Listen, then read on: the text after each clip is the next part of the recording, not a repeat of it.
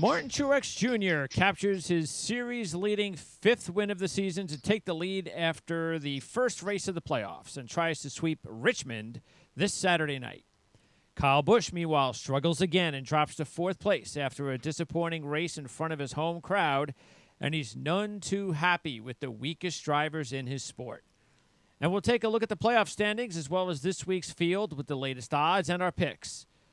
All this and more on Prime Sports NASCAR for this Wednesday, the 18th of September 2019 on the Prime Sports Radio Network.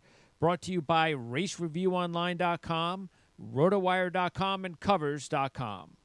Make sure to visit Covers Experts at experts.covers.com, and you could take 50% off any purchase by using the promo code PRIME50. That's PRIME50. All right, so CJ will be with me on Friday. Eric's with me today. And, Eric, you're going to be heading out to California, not for the NASCAR series, but for the IndyCar series. They wrap up their season on Sunday, right?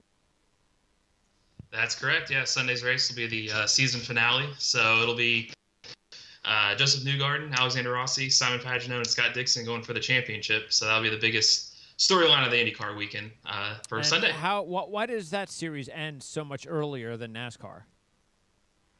Their motto is they don't want to go against the NFL because they know just stats show you rival the NFL on either a Sunday afternoon, no matter what time frame, you're going to get lower ratings. So they'd rather wrap up before the NFL really gets going, kind of the meat of their schedule. And I think they'd prefer to wrap up Labor Day weekend just before that totally starts. But their goal is just like, that's too early. Let's just go a couple races or a couple weeks into September and just be done. So that's their goal. It's worked. And because in the past, when they've gone into October, I mean, you're looking like 0.1, 0.2 ratings. And when you're trying to crown a champion, that's not the time to do so. So, yeah, that's their thing is they want to end early. And unfortunately, it's a long off season, but it works for them. You get better crowds, better ratings just to end in mid to late September and wrap up until March. So that's their biggest reason why. All right. why. Well, Martin Truex Jr. didn't look like he was going to be in victory lane at about, I don't know, maybe right around, I guess, the last pit stops. It just didn't seem like that was going to take place, but something just turned on or turned off for Kevin Harvick because it sure looked like it was Kevin Harvick's race. But then Martin Truex Jr. just took over on that final. And it's interesting because even though it didn't look like he was going to win the race, you had to hark back to the trend that they talked about as they were entering the final stage, that the winner of the race there had always come from the driver who captured stage 2, I guess, since they've had stages. So it's a perfect 100%. If you win the final stage at Vegas, you're going to win the race. Yeah, it's a weird stat that keeps happening, and I didn't think it would necessarily happen this weekend just because when Truex won stage 2, it's like, yeah, he has a fast car, but he hasn't shown a whole lot lately, and I thought for sure it was going to be Harvick there in the end, and even, I mean, Logano looked strong there early, but just as the race went on, the track was hot, it got still slick. I mean, it was still in the upper 90s when the nightfall came, and it just worked for Truex. They worked on the car enough they gambled, and I think it was interesting that the guys for qualifying decided to qualify on race pace. They rose to the top, where guys that went Stuart Haas Racing swept the first 2 rows. They fell, minus Kevin Harvick. I looked, in the top 5 finishers, their starting spots were 24th, 3rd, 18th, 8th, and 23rd. So you don't typically get that. And then you look even the bottom half, the top 10, 19th, 14th, 15th, 22nd, and 17th. That's 8 drivers that finished in the top 10 that started row 7 or further back. So that tells you, and you can see the quotes after the race for the drivers that weren't mad, that they gambled on Saturday. They went with, because it's an impound race, you couldn't touch the cars once you qualified, and they knew with it being a race that's starting kind of in daylight but ending at night that you might forego a setup be a little bit slower, knowing your car will be better at night. And that's what happened with Truex. They landed the right setup, and it worked. It paid off. They got a win, and now they don't have to worry about the Roval next weekend, which a lot of drivers are worried about now. So he's in. It worked, and I thought it was interesting. It was a good strategy play, and it kind of put a little wrinkle into the race that we wouldn't normally see. And I applaud it. It was fun to watch to see him come through. So we'll see if, granted, this weekend will be completely different because it is an impound race. They qualify Friday night, but the whole race on Saturday will be under the lights. So that's kind of going to be a mute point this weekend. But last weekend it worked. Yeah, I think it made a lot of sense too to have that race in Vegas. I like the fact that they put it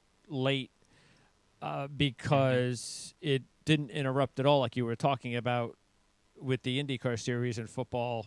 It didn't interrupt with any football, really, because it was on so late on a Sunday night. So I think that kind of worked out. We'll get a Saturday night race this week, and then that's it. Every other race after that, back to regular Sunday afternoon racing, with the exception of a little bit later time with the Homestead race. Kurt Busch, he's the one contender, or at least, he came into the playoffs as a contender that is in a little bit of trouble. So he's in 14th right now. What does he have to do? Now, what is he? Only 14 points out of 12th place. 12th place gets you into the next round. So if he just has back-to-back top 10 finishes, he could still get into the top 12, or does he still need help?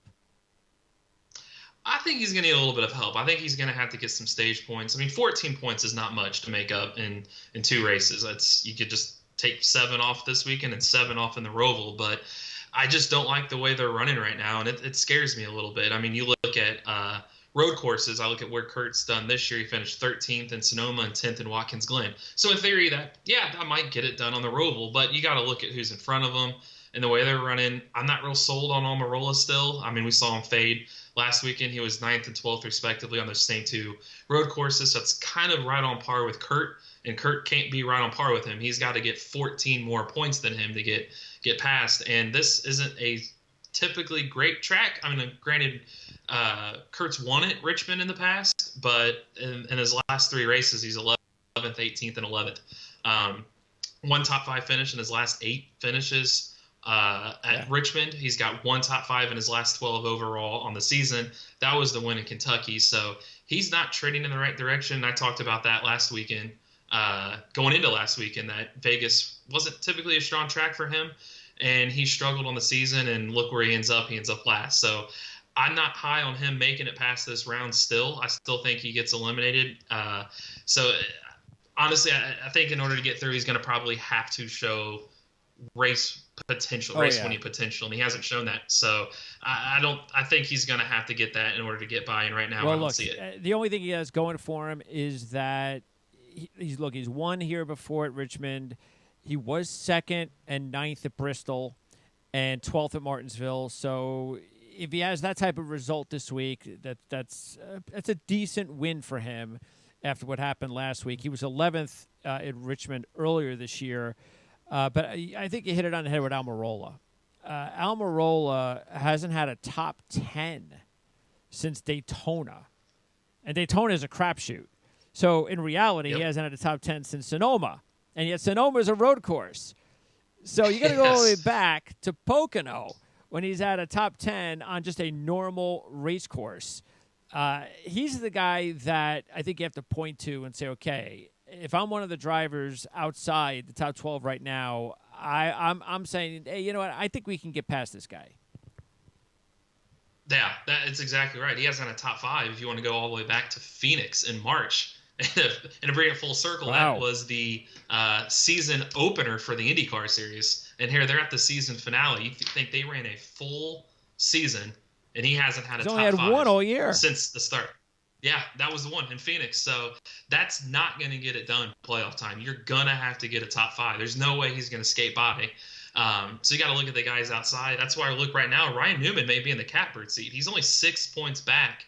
Richmond's a strong track for him. He may be able to go in the Roval and just one of those just top 10 survive like he's always done and skate by, because you got to look at his competition there. I mean, he's 6 points out of Almirola, and Almirola getting a top 15 is just not going to cut it. He's got to get a top 5. And you got the guys behind him. I think Kurt's probably a little too far back, and Boyer and Eric Jones, they're the point they've got to win. So Ryan Newman could put the most pressure on Almirola, believe it or not, and skate by again. So yeah, I'm not too high on Almirola or Kurt Busch right now at all, advancing to the round Yeah, of 12. Newman does have 3 top tens in his last 5 at Richmond. He was 9th in April. Hasn't won at Richmond though since 2003. He's 100-1 this week. You mentioned Boyer. Now he's been pretty solid at Richmond over his last 3 races, all top tens. 3rd in April. Mm-hmm. 7th earlier this year at Martinsville, which I would have to guess is the most similar of tracks to Richmond. He's 20-1, and Eric Jones is he has never led a lap, just 1 top 10 in 5 races at Richmond. 14th earlier this year at 16-1.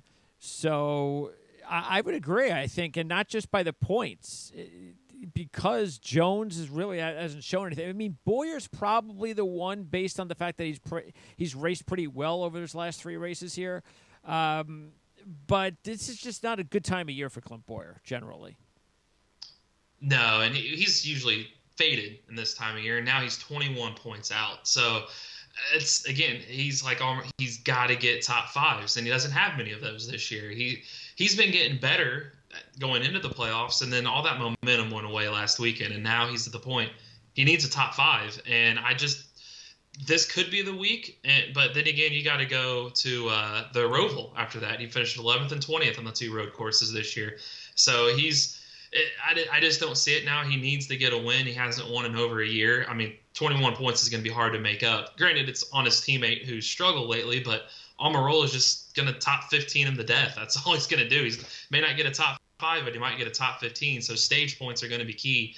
And Boyer hasn't got a lot of those lately either. So I think he's in trouble. He's got to win. And Eric Jones, same way, 26 points out of the bubble. He's got 2 career wins, and he needs to get his 3rd over the next 2 weeks to get into the round of 12. And if there's a track that's going to happen, it could be this one. Joe Gibbs Racing has been so strong at Richmond. 3 straight wins, 6 of the last 8. They've won 3 of the last 4 on the season. This could be a race for him, but statistically, this isn't one of his stronger tracks. So we'll see. That's why I took him as a sleeper this week. Just if you look at the sleeper list, you guys took the 2 that I would have gone with, and he was the best of the rest available. I'm not sold on anybody past him. So he's got history on his side for his team. Can he make up with it? Can he get a setup right from his teammates? And if not, then he's going to have to go to the Roval needing to win. And you don't want to be in that situation come next Sunday. All right, now, Kurt's brother, Kyle, he's in a rut. And I mean, you could talk repeatedly about he doesn't like the new package this season. But look, he's been pretty much leading the series all season, and yet he doesn't like the package. So I think it's only been the last month or so that we're starting to pick up maybe the extra aggravation, or maybe it's just a coincidence that because he just hasn't won in a while, that now we're going to start talking more and more about the fact that Kyle doesn't like the package.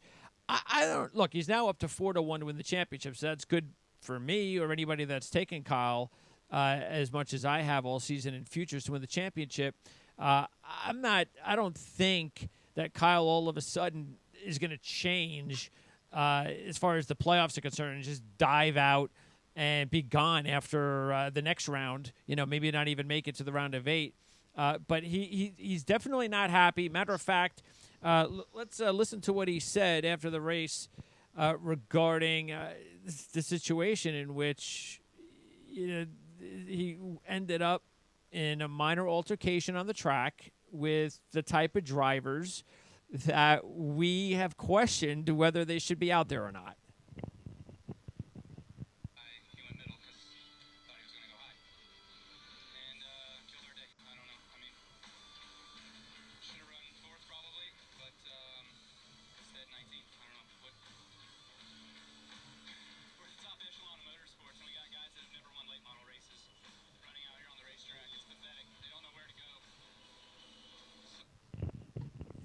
I'm glad Kyle said that, by the way. Yes. I know some of the analysts afterwards, the Petty and so forth, they're blaming Kyle. It's Kyle's fault.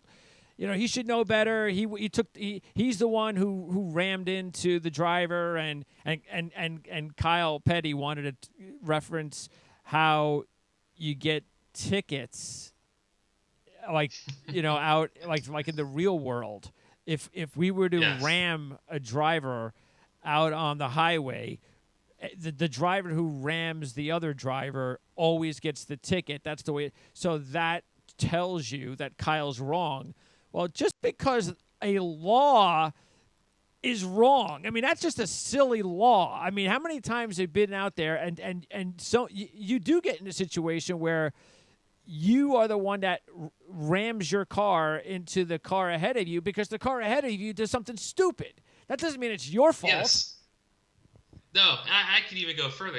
I get what Kyle's saying, but that would be like going down the interstate and the speed limit 70 and that car going 45. Sure. That car is actually in the wrong because that car.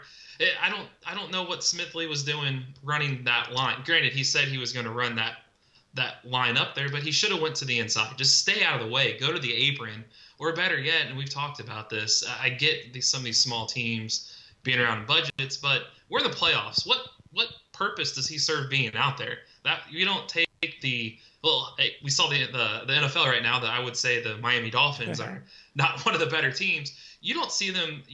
I don't think we'd see the Kansas City Chiefs and New England Patriots play in the AFC Championship game. And oh, by the way, let's put the Miami Dolphins on the field and play with them. That's just kind of and they're going to go ahead and run trick plays and just literally run routes in the middle of their game. That doesn't happen. So why are these cars out here in the playoffs? They're in the way. Kyle had a good run, and I see why Kyle's mad because he didn't know he was up there. His spotter told him he was going to run in a different lane, and Kyle runs up to him. And that speed disparity, it was so big, he didn't have time to react, and other than just to run in the back of him. So I think it's that and his frustration. He hasn't won since June 2nd. And this is the Kyle that we've talked about going into the playoffs that sometimes gets in his way, that we saw the old Kyle of 5, 6, 7 years ago, and it derails his season. And I'll be curious to see if he can make up for that this weekend. Let's see if he's mad at the package. He's mad at the back markers. He's mad that he hasn't won. This is typically a volatile situation for Kyle Busch that gets him eliminated. Granted, he's got so many playoff points, and he made that reference on the telecast that he's afraid that insurance is going to make his premiums go up because of his playoff points, that I think he'll be good to make it to the next round. But if he keeps running frustrated like this, he may not make it out of the round of 12 because he needs to start focusing on getting top fives, and he's got 2 in his last 8 starts. That's not Kyle Busch-like. It's not Kyle Busch-like to have not won since Pocono in June 2nd. So he's got to get out of this rut. Richmond is the track to do so. He's very good there. Swept both races last year. I talked about Joe Gibbs Racing being strong when we discussed Eric Jones. Kyle's going to have a car to beat. Does he put those distractions aside and just get us to end all this and go into the Roval with, I mean, right now he's 36 points up. He can go in the Roval and just get a top 20 and clinch. Or he's going to let this get in the way and finish 19th again and be sweating it out next weekend. So this weekend is going to be a statement for one way or the other for Kyle Busch. And I'm going to be curious how it works for him. I mean, does he put this aside or not? In the past has shown he doesn't. So we'll see how much he's matured on Saturday night. Look, that's why I said at the start that I think he's going to be fine. I just think it's one of those situations, and even this first race, I think he is. Look, he won a championship because he has grown up. He's a much more mature driver. I don't think he's just going to revert back to the old Kyle Busch, especially not at this time of year. Before I move on, by the way, great point regarding these drivers. Who was the name of this driver, by the way? Because I don't even know who the hell Garrett he is. Smithley. Okay. Yeah, he's I've never even heard of him before. Xfinity driver. Okay. Yeah. So we've talked about whether these drivers should even be in regular races. You know, whether or not they should go down to 35 or 30 drivers. And that's a discussion for another day. We've had many times we've talked about it. But I think you make a really good point that if they're not going to do that in the regular season, if they want to talk about, well, it's important to get these drivers out there for experience, or, you know, every team needs to get some sort of, you know, airtime, whatever the case may be, that's fine for the regular season. But I think it would be smart if they continue to do it, which I think they will. I don't think they're going to do what we want them to do or what Kyle wants them to do. but maybe they should think about when the playoffs start, they trim the field. Yes, I would say do it.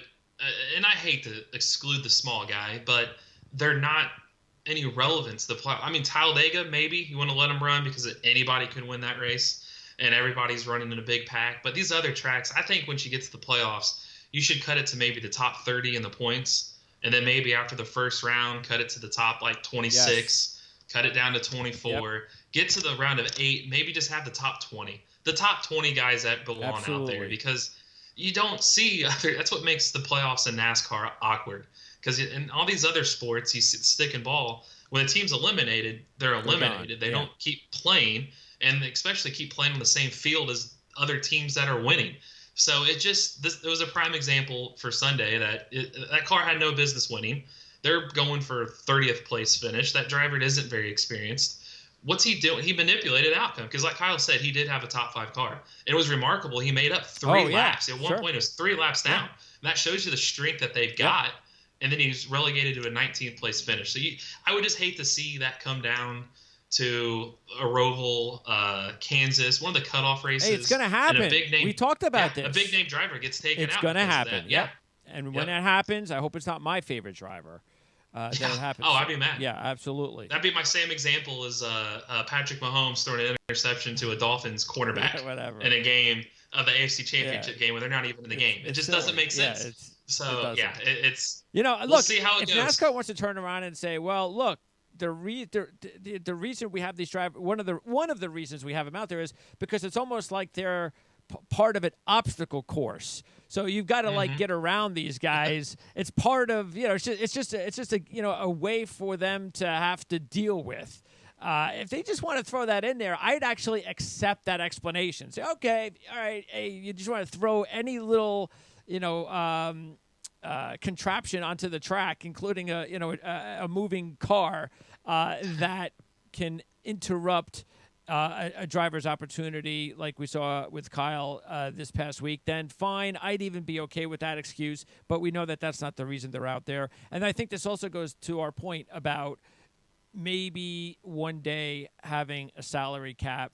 I think if you have a salary cap, that eliminates these drivers because there's no reason for them to be out there with a salary cap. So no, they don't serve a purpose. And on TV, and I would be curious to see stats. I don't know how they would do it, but how many times those cars shown on TV anyways? Because they only show the front. Well, what is the main field. reason? What do you think the main reason is that they're out there and some people happen to believe it's a good thing? They're trying to get it like future teams. Like, can this team, like Furniture Row used to be that team, and then they grew into a champion, but they needed an alliance to get there. It's harder than ever to make it into the sport and stay around, stay relevant. That they're kind of hoping that maybe they catch that next young wave of teams, but statistics have shown it doesn't really go anywhere. It's still going to be the same team, same organizations fighting for it, and I just don't know what purpose it serves to these teams. Where part of me thinks they should go to the Xfinity Series and maybe run that same cut budget there, and they might be one of the bigger teams, might be able to contend more, and maybe grow it that way. Yep. But it's just last week it just showed it. They got in the way of, if that car wasn't there, Kyle Busch maybe finishes top 3, top 2. Does he catch Harvick in the end and make it a better race? I want to see the better cars. Yeah, but right now we'll see it. It's a storyline, and it could be again this weekend on a short track because they are going to be there. They're going to be getting lapped, and do they get in the way of a leader and somebody get a pass in the end because of a lap car? So I think it's going to be something we'll be talking about for the next 9 weeks for sure. All right, now Richmond, as you mentioned, is a short track, and there's 2 other short tracks, Martinsville, Bristol. Now, would you consider Martinsville the closest out of the short tracks or any track to Richmond because they're both short, flat tracks? Yeah, I'd say that or Phoenix. Phoenix is kind of more shaped similar to Richmond, similar kind of baking. So I would say Phoenix would be the closest you can get. Phoenix is like 1.015 miles, somewhere like that, where Richmond's 3/4 of a mile. So Phoenix is a little bit bigger, but similar types of races and a similar shape. Okay. So I would say I think you can point to Phoenix as the closest over Martinsville to Okay. Richmond. The last 10 winners at Richmond, 8 of the 10 have started in the top 5. No big surprise, being it's a short track. You mentioned Toyota. They won 3 straight, 6 of the last 8 at Richmond. And going over our picks and the top drivers. Now, Kyle Busch, none of us went with Kyle, even though he's a Toyota, but it just shows you that when you are 3-1 and we can get double the price with some of the other drivers, why would we go with a struggling driver like Kyle Busch, even though he's defending champ, even though he's had a great history here with 6 wins, 7 top 10s in his last 8 races, 2 runner-ups and 2 wins. He's led 225 laps in the last 3 races at Richmond. 2 of those are wins. Even this year, with the package being the way that it is, Kyle still led 101 laps and finished in 8th place. But the difference is he's 3-1. Yeah, just those odds, and as we said earlier, 2 top 5s in his last 8 starts. I just don't trust it yet. I want to see what he can do first, see if he can get over this hump. And if he was 6-7-1, might be a different story. But 3-1 is just too. Those are too steep of odds to take a driver when you honestly wouldn't win a whole lot on 3-1. And it's not that he's been running well either. Like you said, you could get triple the odds for more realistic race winners this weekend, so it was a no-brainer to just avoid Kyle Busch as far as picks and odds. Now I had the top pick, you had the third pick, and I went with Truex, which I thought was actually an easy pick for me, even though one of the drivers that you guys did not take after me was a close second, and that was Denny Hamlin. I'm still on Denny Hamlin because Denny Hamlin does not race well at Vegas. So I just threw that one out. I don't care. I don't care what he did in Vegas. But Truex, I mean, we had waited for him to close the deal at Richmond. That was the problem with Truex. He had dominated this racetrack recently, even though it's his first win in 27 starts, the win in April, and he led 186 laps in the race.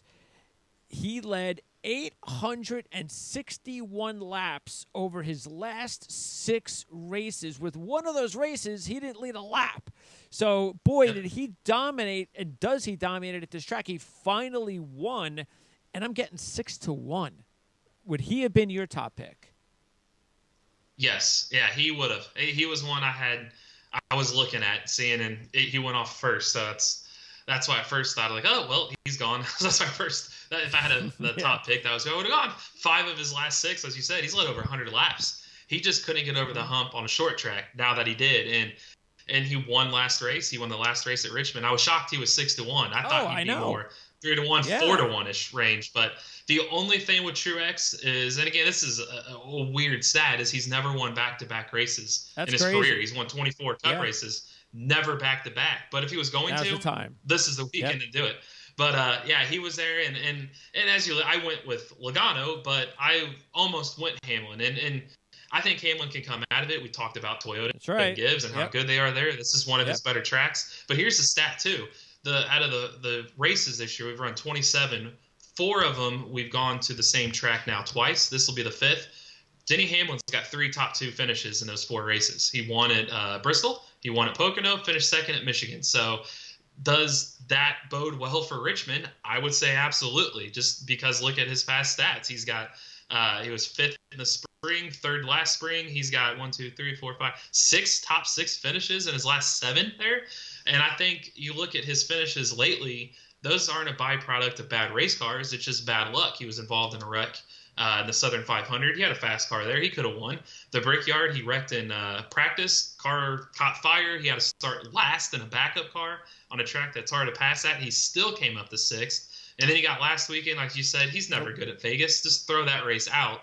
So it's not like he's had bad race cars lately. So I went with Logano only because he's got 4 top 4 finishes in his last 5 Richmond starts. He was runner-up back in the spring. He was 1st and 2nd, respectively, in 2017.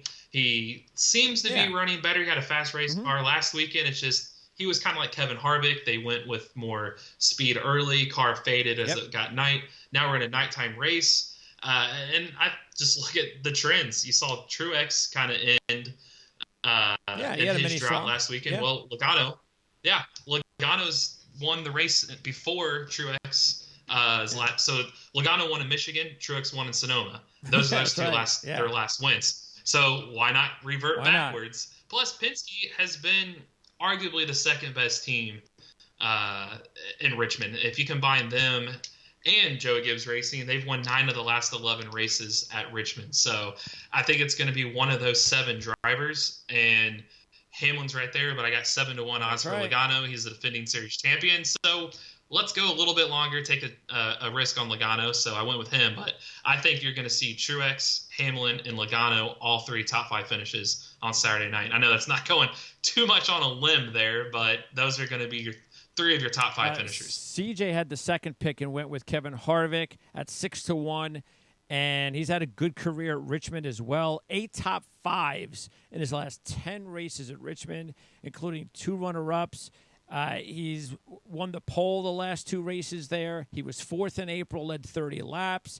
The only thing that even though he had that stretch of 8 top 5s in his last 10, he's only led a combined 171 laps in all those races. We just told you that. I mean, Truex does that in one race, and he hasn't won in any of those races where he's been hot. That's nitpicking, but still, he's a contender. He's racing the best all season, and you're also getting 6-1. Those are good odds.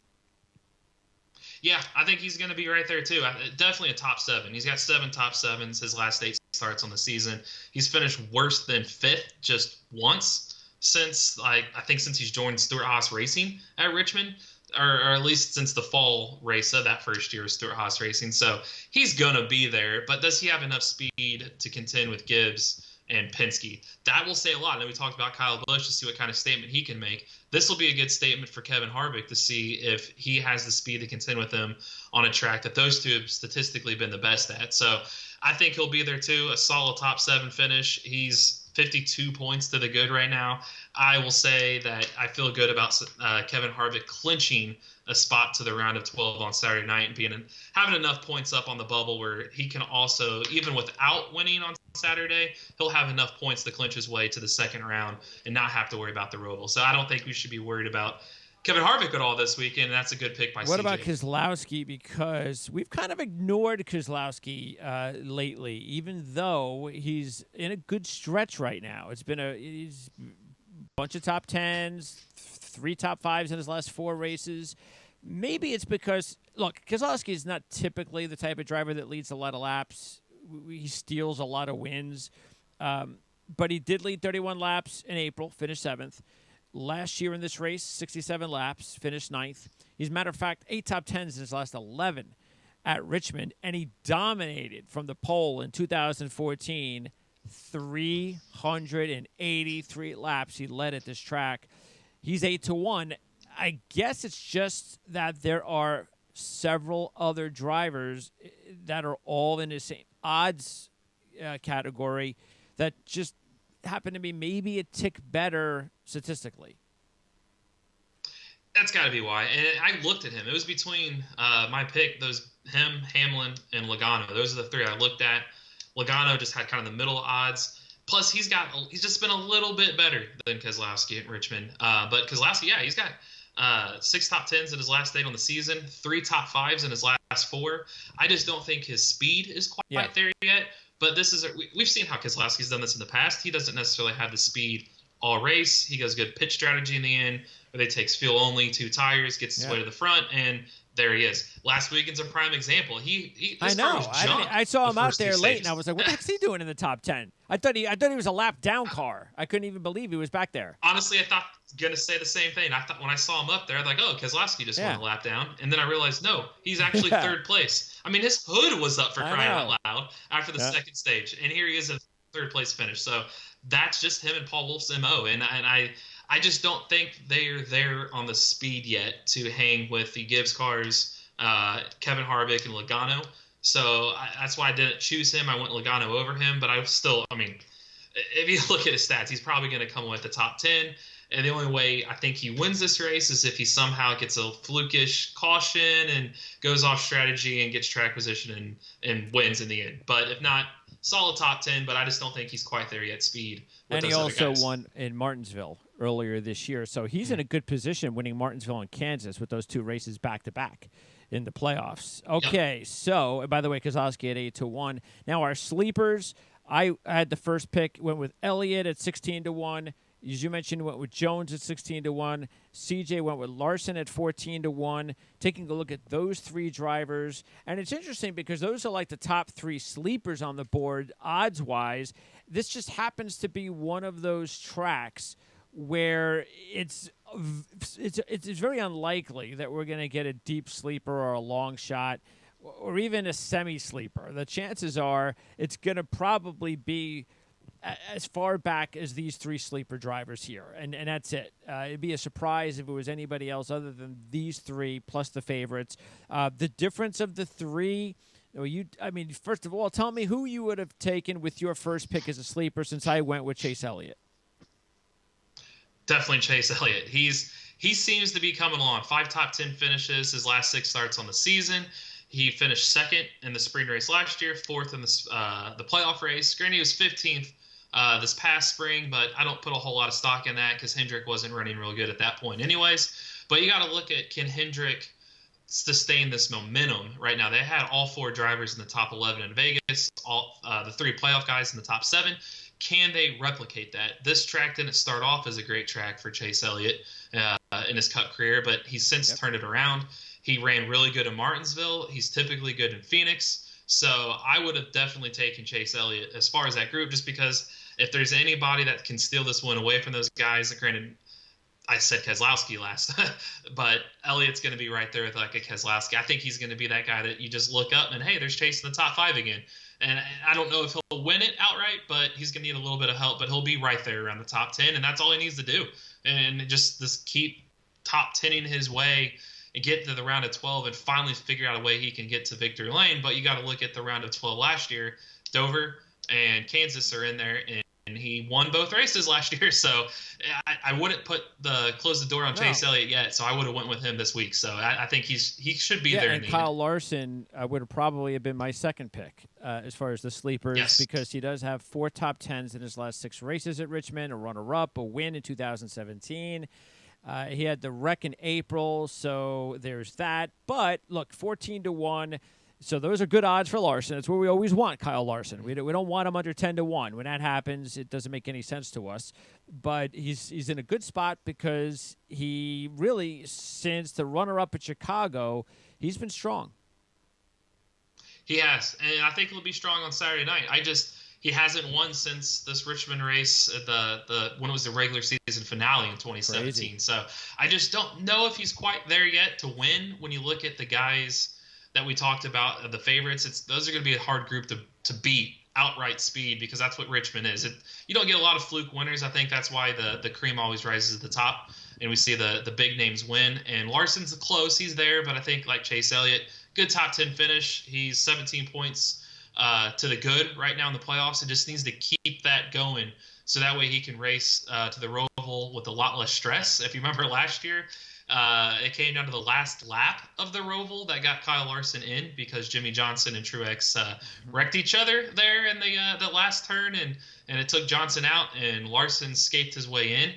He doesn't want to do that again this year. So being 17 points up, I think stage points, good top 10 finish on Saturday night, get him 20, 30 plus points above the cutoff line, and he'll be in good shape. So I think that's more what he's after than kind of going off strategy and shooting for a win when it's going to be tough to beat those guys. But for sleepers, yes, definitely this would be the second pick. And you went with Jones at 16-1, even though he doesn't have a good history at this track. Was it because he's driving a Toyota? He's with that team? Yes, that's exactly right. Because I don't trust the guys below him. And Toyota, he needs a win. We saw he can win races. He just won the Southern 500. So, and he's a good driver. He's got a good car. Let's see what can happen. And that's a team being 26 points out.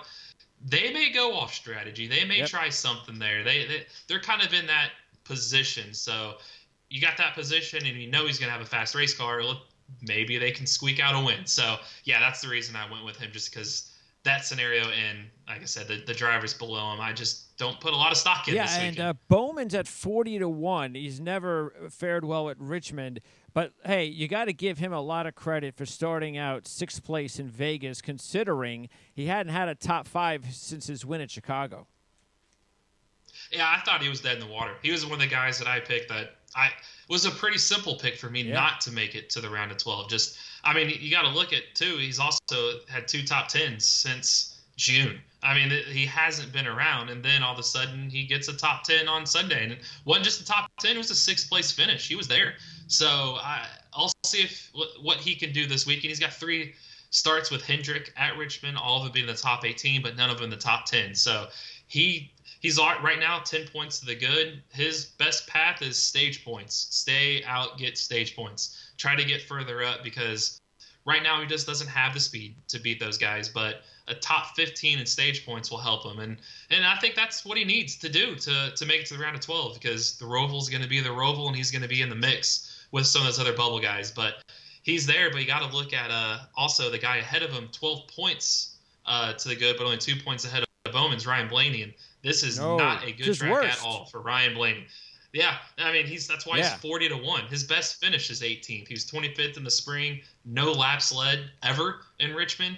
He's got 6 top 10s in his last 8 races on the season, but he's just been abysmal at Richmond. So I'll be curious what happens to him. 12 points to the good on the bubble is not good when your best finish is 18th on a track. You want a top 15. That's Roval. it. Blaney be happy with a 15th place.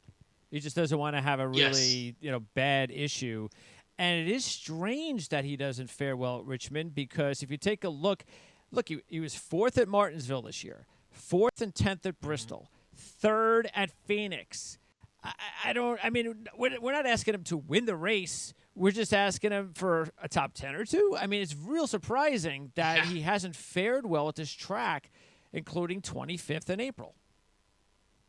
Yeah, to make it even weirder or even more bizarre is look at how good his teammates are on this track. Kozlowski and Logano have been so good at Richmond, and Blaney, just for whatever reason, I don't know if he's just not comfortable there, or I don't know what it is, but I would be sweating this weekend if I were them, because he comes away with a 25th place finish. He may be on the other side of the playoff bubble. Never know. Leaving Richmond.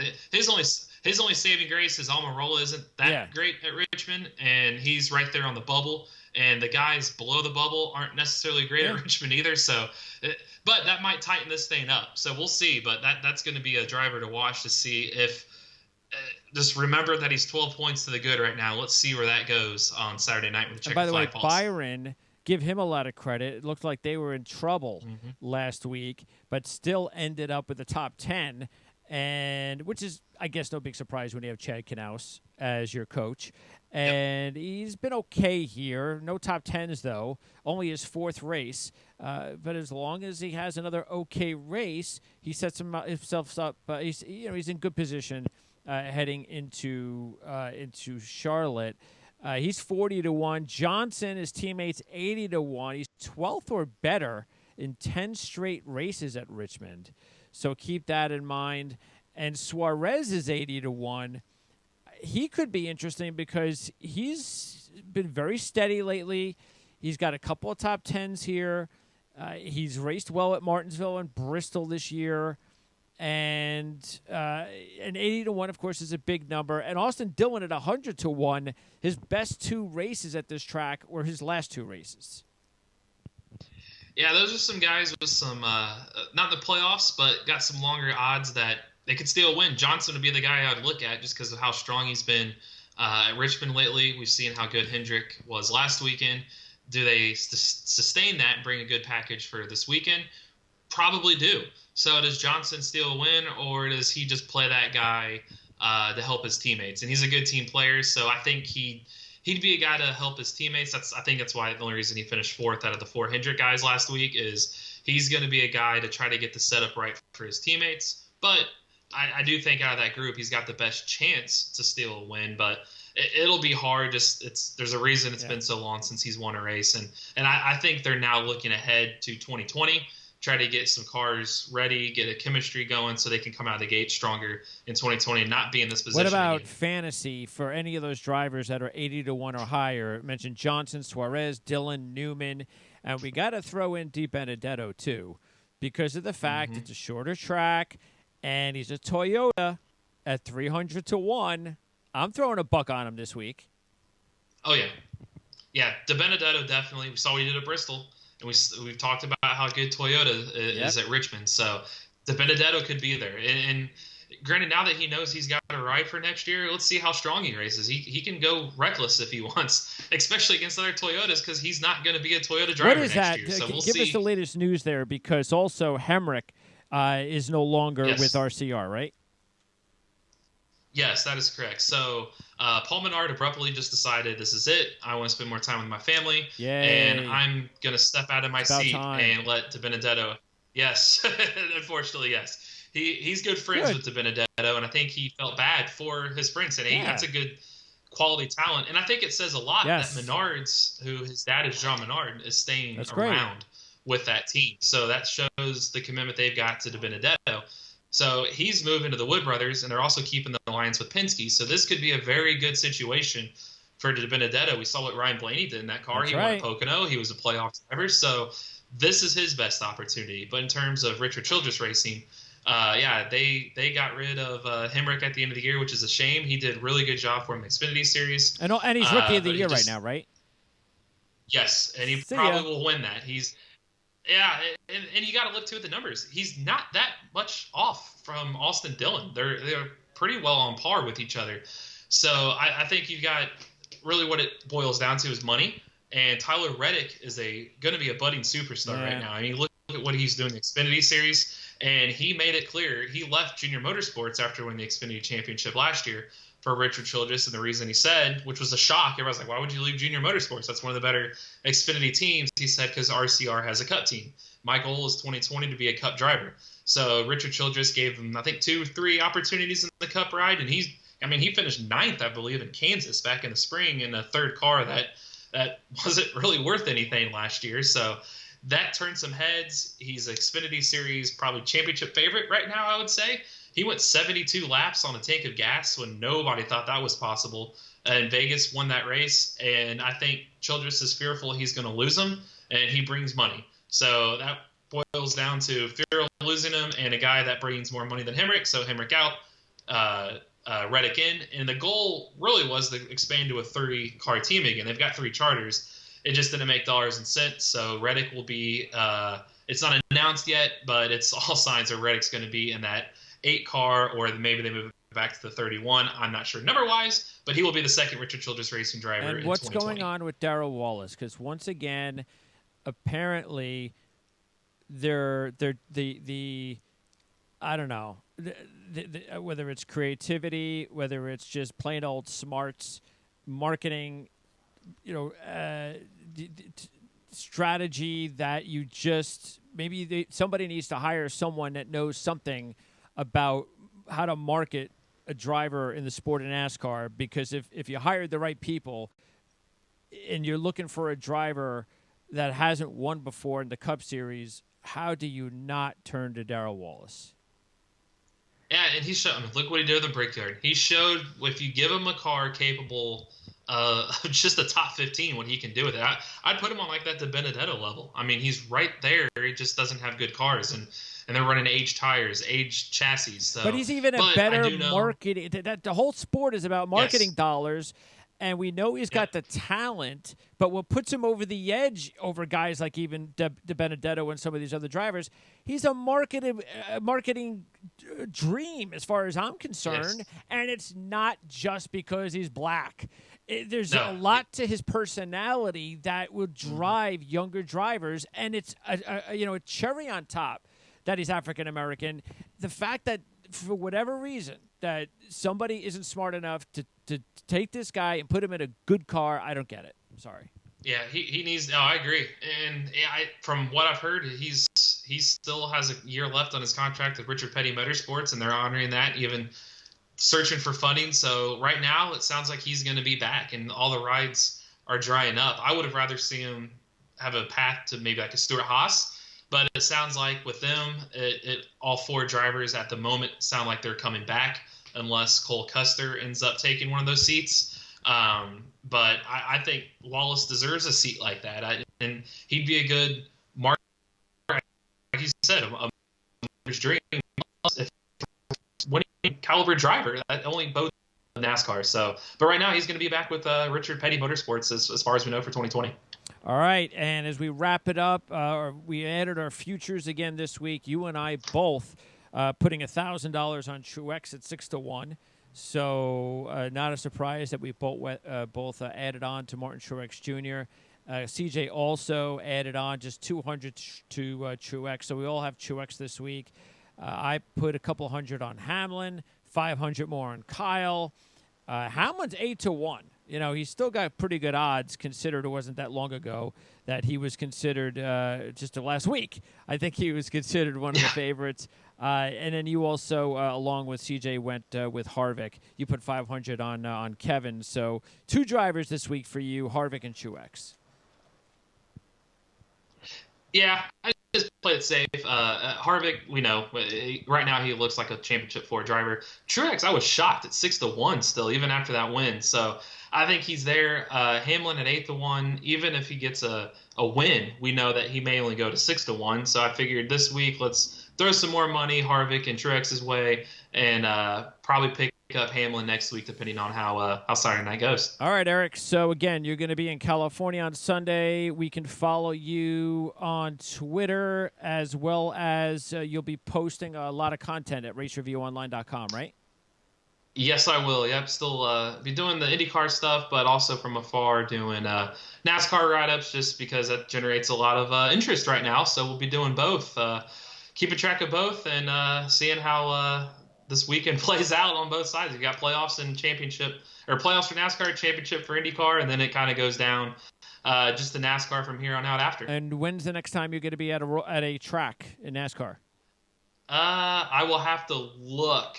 Maybe trying to think of what's next round. Maybe the Roval. I don't know if the Roval or Talladega. One of those two. Well, we'll talk to you next week when we get to the final race already. Goes by quick. That's what you really like about the playoffs. So we have the final, and the Roval, of course, is exciting because, it's exciting after what happened last year. So I don't know if they can live up to that again, but you never know. It's the first time. It was a great finish. Maybe we'll get another great finish next week. I'm sure we will. Yeah, especially the road course. We've seen some of our better races this year have been on road courses, and that road course will produce some bumping and banging. And with the way it's shaping up, you're going to have a tight battle to get into the last couple spots, probably to the round of 12. So we might see some fireworks on next Sunday, not this Sunday, but next Sunday on the Roval. Thanks, Eric. We'll talk to you next week. Thank you. All right, have a good one. Don't forget, everybody, to tune in on Friday when we will talk to CJ Radoon.